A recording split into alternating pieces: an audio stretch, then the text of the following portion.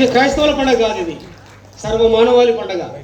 అందుకనే క్రైస్తవులు మాత్రమే నన్ను ఆరాధించండి ప్రభు చెప్పాల.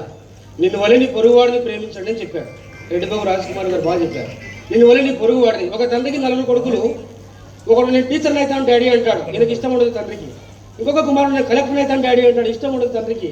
ఇంకొక కొడుకు నేను డాక్టర్ అవుతాను డాడీ అంటాడు, ఇష్టం ఉండదు. ఇంకొక కొడుకు పోలీస్ ఆఫీసర్ అవుతాను అంటాడు, ఇష్టం ఉండదు.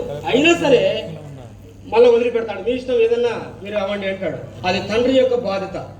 హిందువు ముస్లిం క్రైస్తవులు ఎవరైనా సరే నువ్వు మనిషిగా కలుస్తాడు దేవుడు. అంతే, నువ్వు మనిషి అయితే చాలు, నిన్ను ప్రేమించాలి. అందుకే నిన్ను వలే నీ పొరుగువాడిని ప్రేమించు. నేను అలాగే ప్రేమించాను, ఈ లోకానికి మనిషిగా వచ్చాను, కల్వరిశిలలో ప్రాణం పెట్టి చనిపోయాను. ఆ కల్వరి విశ్వాసం ఎవరు కలిగి ఉంటారో వాడికి నేను దేవుణ్ణి ఉంటానని చెప్పాడు తప్ప క్రైస్తవులకు మాత్రమే దేవుడు కాదండి. ఇంకొక మాట చెప్తాను, అధికారులు ఉన్నారు కాబట్టి ఇక్కడ వాస్తవంగా చెప్పాలంటే ఇక్కడ స్ట్రెంత్ చిల్డ్రన్స్ ఎక్కువ ఉంది. స్ట్రెంత్ ఎక్కువ ఉందని మీరు మాట్లాడకూడదు. ఎందుకంటే అధికారులు ఇక్కడ ఉన్నారు, రాజులు ఇక్కడ ఉన్నారు కాబట్టి మీరు సైలెంట్గా ఉండాలి. ఇప్పుడు ఇంకా ఎప్పుడైతే అధికారి ఒక గంట కంటే ఎక్కువ సేపు కూర్చున్నాడంటే ఒక క్రైస్తవ ప్రోగ్రాంలో వాళ్ళు గొప్ప వాళ్ళని అర్థం. ఇది పొగడానికో లేకపోతే నేనేదో చెప్తే వాళ్ళు తప్పని కొడతారని కాదు. నేను 15 సంవత్సరాల కిందట ఉరవకొండలో ప్రజెంట్ ఆర్థిక శాఖ మంత్రి వర్యులు పయ్యావుల కేశవ్ సారు వాళ్ళ ఊర్లో 10 ఏళ్ళు సేవ చేసిన సార్.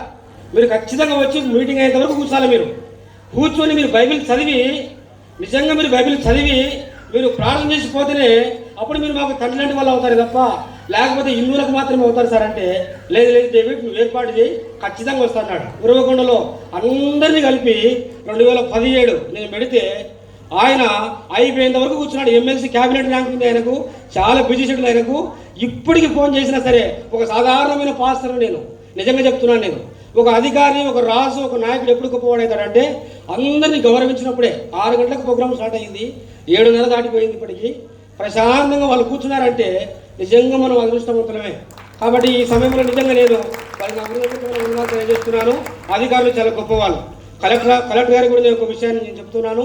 మేము చాలా చిన్నవాళ్ళం ఇస్తారు, కాకపోతే మతపరంగా మేము ఒకవేళ పెద్దవాళ్ళం ఉండొచ్చు, కానీ మేము మీకు లోబడాలని మా దేవుడు చెప్పాడు. బైబిల్ చెప్తుంది అధికారులకు లోబడాలి, అధికారులను గౌరవించాలి.